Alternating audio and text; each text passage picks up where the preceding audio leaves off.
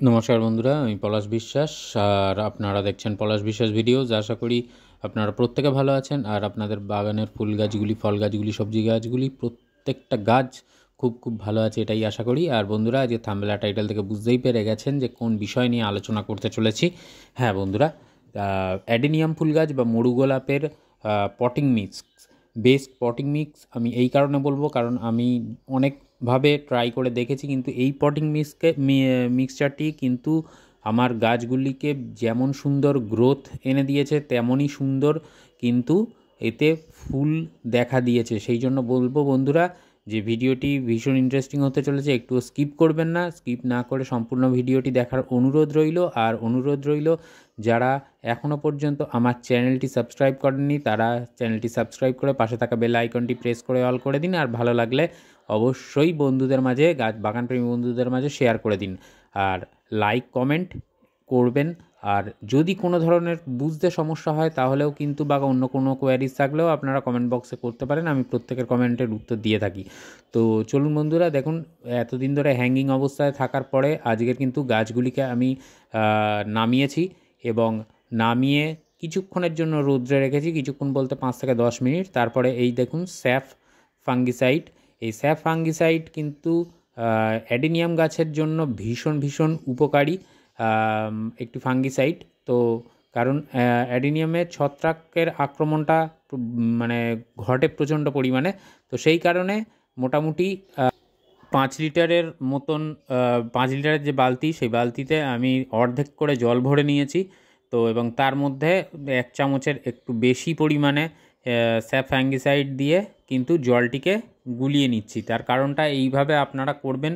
তো মানে কাটাই ছাটাই করার পরে এবং তারপরে যখন হ্যাঙ্গিং অবস্থা থেকে নামাবেন গাছগুলিকে 10-15 দিনের ব্যবধানে, তো তারপরে এই কাজটি করবেন। ভীষণ কিন্তু মানে গাছের পক্ষে ভালো, কারণ এতদিন ধরে ওরা জল না খেয়েছিল, খাবার না খেয়েছিল, যা কডেক্সে ছিল ততটাই কিন্তু ওরা খেয়েছে, মানে নিজেদের মানে প্রয়োজন মিটিয়েছে। তারপরে দেখবেন যে কডেক্সগুলো অনেকটা কিন্তু শ্রিঙ্ক করে যায় এবং এই কারণে এই সময় যদি আপনারা এই জলটি দেন তাহলে কিন্তু এই ফাঙ্গিসাইডগুলা যে জল সেটা কিন্তু এর কডেক্সের মাধ্যমে, শিকড়ের মাধ্যমে কডেক্সে নিয়ে চলে যাবে এবং পচন লাগার সম্ভাবনা প্রতিস্থাপনের পরে কিন্তু অনেক অনেক কমে যায় এই কাজটা করতে পারলে। এবং এটা 20 মিনিটের মতন আপনাকে এই স্যাপ ফ্যাঙ্গিসাইড জলে বা যে কোনো সাব ফাঙ্গিসাইড না থাকলে অন্য ফাঙ্গিসাইডও দিতে পারেন, সেই ফাঙ্গিসাইডগুলো জলে কিন্তু ভিজিয়ে রাখতে হবে মোটামুটি 20 মিনিটের মতো। 20 মিনিটের মতো ভিজিয়ে রাখবেন এবং তারপরে কিন্তু সেটিকে তুলে নেবেন। আমি একে একে সবগুলোকেই, যে কটা অ্যাডেনিয়াম আমার আছে সবই দেখুন ভিজিয়ে রেখে দিয়েছি। তো এইভাবে এরা 20 মিনিট এই জলের মধ্যে থাকবে এবং তারপরে তুলে এদেরকে রৌদ্রে হোক বা ছাওয়া জায়গায় হোক রাখে কিন্তু শুকাতে হবে এবং তারপরে প্রতিস্থাপনের জন্য যে সয়েল মিক্সচারটা আমি ব্যবহার করি সেটা বলছি, যে আমার কথা মেনে বা আমার কথা শুনে অন্তত 1টা কি 2টো গাছ অ্যাডেনিয়াম বাগানের আপনারা এই সয়েল মিক্সচার আমি যেটা দেখিয়ে দেবো সেটাতে এই বছর করুন, তাহলে দেখবেন প্রচুর পরিমাণে কিন্তু ফুল হবে এবং আপনার গাছ কিন্তু কডেক্স বা গোড়া পচে নষ্ট হবে না। তো দেখুন আমি একটি 6 ইঞ্চির মতো টব নিয়েছি, কারণ যে অ্যাডেনিয়াম গাছটি এতে প্রতিস্থাপন করব সেটি কিন্তু এর থেকে বড় টব লাগবে। তাও 6 ইঞ্চিতে এই কারণে দেব, কারণ অ্যাডেনিয়ামের নিয়মই হচ্ছে যে যতটা আপনার গাছ মানে সাইজে হবে সেই সাইজ অনুযায়ী যতটা টব লাগার কথা তার থেকে ছোট টব আপনাকে দিতে হবে, তাহলে অনেক বেনিফিট আছে, সেগুলোতে আসছি পরে পরে।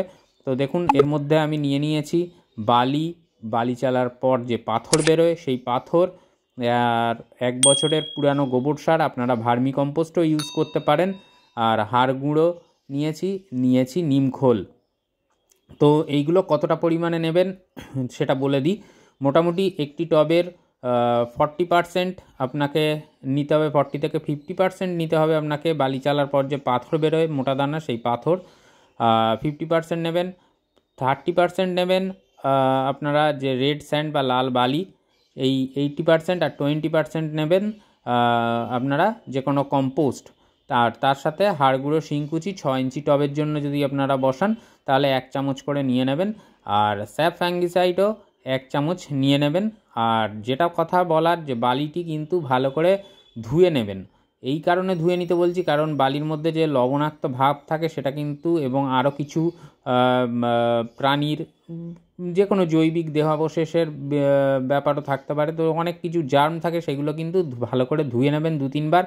ধুয়ে নিলে কিন্তু সেই জার্মটি চলে যাবে বা নষ্ট হয়ে যাবে। তো তারপরে এবং লবণাক্ত ভাবটিও কিন্তু কেটে যাবে, এবং কেটে গেলে কিন্তু সেটা গাছের পক্ষে ভালো হবে। তো এরপরে খুব ভালো করে এই যে সয়েল মিক্সচারটা দেখালাম, এটা খুব ভালো করে মেশাবেন। এর ছাড়া 1 ফোঁটা কিন্তু মাটি দেবেন না। এটা কিন্তু এই যে পটিং মিক্সিংটা, এটা কিন্তু একেবারে সয়েললেস, মানে কোনো মাটি, বাগানের কোনো মাটি থাকবে না। তো এইটাতে আমি আবারও বলবো যে হচ্ছে আপনারা করে দেখুন, একটা গাছ হলেও বসান অ্যাডেনিয়াম, দেখবেন বাকি গাছের থেকে কিন্তু অনেক বেশি গ্রোথ নেবে এই পটিং মিক্সে, এবং আপনার ফুলও ভালো আসবে। এবং এই পটিং মিক্স নিলে খাবার, যে গাছে খাবার দেবেন সেই খাবারের কিছু ব্যবস্থাপনা থাকবে, কিন্তু এই ভিডিওতে যদি আমি বলতে চাই তাহলে ভিডিওটা অনেকটা বড় হয়ে যাবে। সেই জন্য এর পরেই গাছে কচি পাতা বেরোলে আমি কিন্তু সেই এই পটিং মিক্সে কী খাবার দেবেন, কিভাবে পরিচর্যা করবেন, এবং কিভাবে পরিচর্যা করলে প্রচুর ফুল পাবেন আপনার গাছে, সেই সবটাই নিয়ে কিন্তু আসবো এর পরের ভিডিওগুলোতে। তো দেখতে থাকবেন।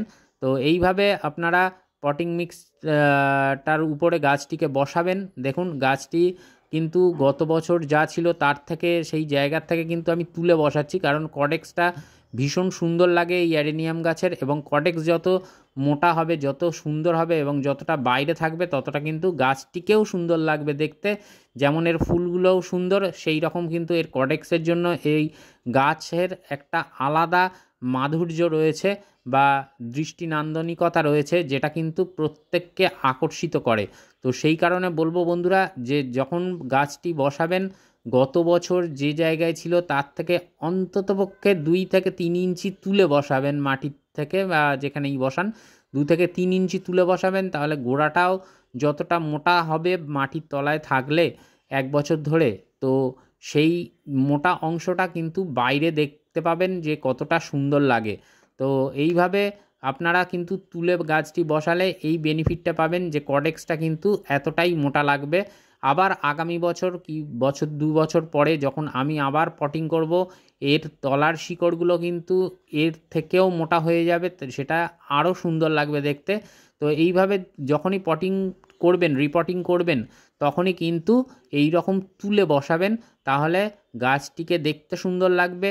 এবং দেখতে সুন্দর জিনিস আমরা প্রত্যেকেই পছন্দ করি বন্ধুরা, এটা বলার অপেক্ষা রাখে না। তো সয়েল মিক্সচারটা বুঝলেন যে কীরকম কী করবেন। আর এই সয়েল মিক্সচার বা পটিং মিক্সচারটি দেওয়ার পর একবার জল দেবেন, এবং সেটা স্যাপ ফাঙ্গিসাইডগুলো জলই দেবেন।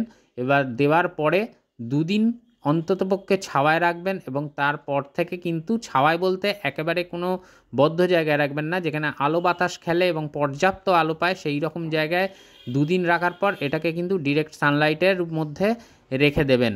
তো তারপরে জল কিন্তু সেভাবে এখন দেবেন না রেগুলার, কচি কচি পাতা চলে আসবে দেখবেন 1 সপ্তাহের মধ্যে, এবং তারপরে সামান্য পরিমাণ জল দেবেন। এবং এখন যা ওয়েদার, এই ফেব্রুয়ারি মার্চের এই সময় কিন্তু এদের ডরমেন্সি পিরিয়ড সুন্দরভাবে খুব তাড়াতাড়ি দ্রুত কাটবে, এবং কচি কচি পাতা আসবে। এবং জলটা কিন্তু এই সময় সপ্তাহে 1 বার কি 2 বার দেবেন, এর বেশি দেবেন না। আর যদি দেখেন যে সয়েল মিক্সচার বা পটিং মিক্সটি ভিজে আছে একেবারে, তাহলে একেবারে জল দেওয়ার প্রয়োজন নেই, সেটা 1 সপ্তাহ অন্তরও হতে পারে, কারণ এরা কিন্তু জলটা মোটেও বেশি পছন্দ করে না। বেশি জল হয়ে গেলে, আমি যে পটিং মিক্স দেখেছি, যদিও জল ড্রেনেজ হোল দিয়ে আরামসে বেরিয়ে যাবে।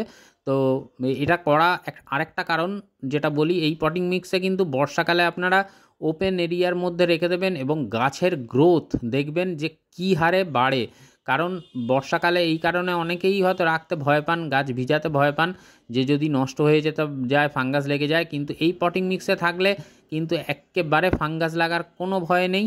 আর এটিকে ওপেন এরিয়ার মধ্যেই রেখে দেবেন। বর্ষাতে আমাদের যে কোনো গাছের গ্রোথ প্রচণ্ড পরিমাণে বৃদ্ধি পায়, তো এও তার অন্যথা হবে না।